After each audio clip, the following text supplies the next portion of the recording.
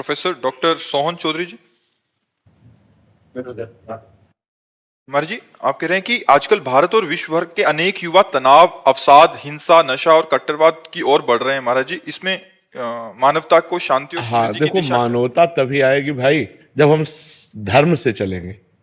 अधर्म, ये सब अधर्म के लक्षण जितने आप कहे ना, और जब तक हम शास्त्र और संत गुरुजनों का संग नहीं करेंगे तब तक धर्म क्या है ये हमें पता नहीं चलेगा।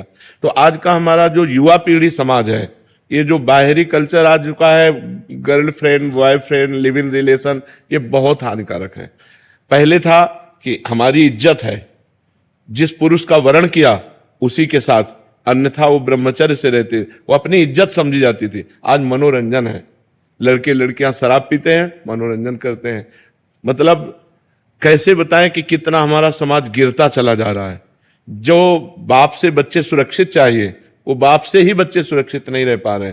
तो आज हमारे समाज में जो अध्यात्म की हीनता है, वही गलत रास्तों में चले जा रहे हैं। हम प्रणाम करते हैं कि कलयुग में भी लोग इतना संत के प्रति श्रद्धा रखने लगे हैं, इतने संत की बातें मानने लगे हैं, ये हम एहसान मानते हैं। बकाया जब तक हमारे समाज में अध्यात्म का प्रकाश नहीं होगा तब तक ये सुधरना बहुत कठिन है। छोटी छोटी धनराशि के लिए हत्या करने में उनको संकोच नहीं लगता।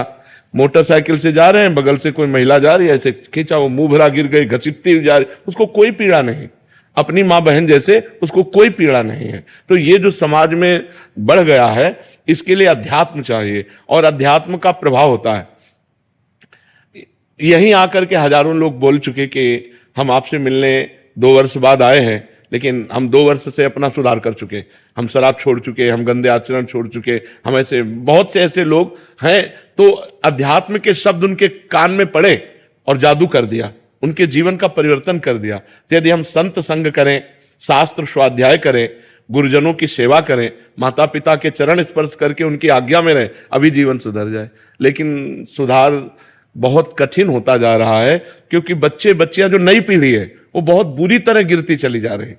मतलब व्यभिचार की हद हो रही है, मतलब गंदगी की तरफ हम बढ़ते चले जा रहे हैं। हमें यह समझ में नहीं आ रहा कि हम अपना चरित्र नष्ट कर रहे हैं, अपने जीवन को नष्ट कर रहे हैं, उसे मनोरंजन समझा जा रहा है।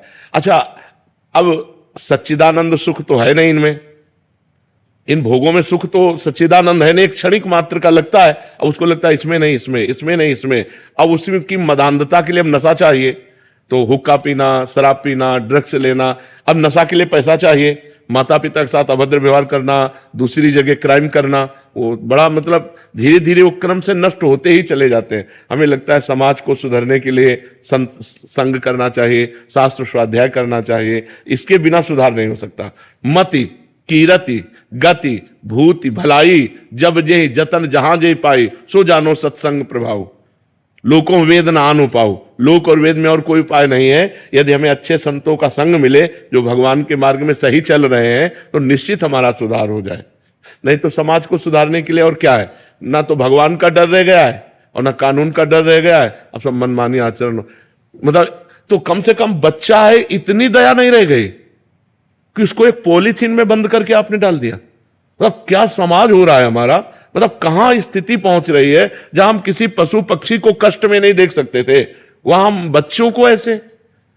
मां को गर्भ में पता चला बेटी है, बोले साफ कर दो, हत्या करवा। कैसे हृदय हो रहे हैं हमारी माताओं के, कैसे हृदय हो रहे हैं हमारे समाज के।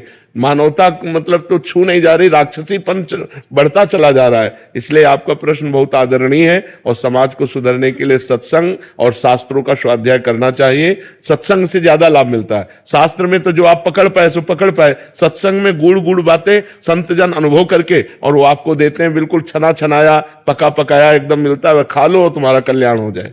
जी।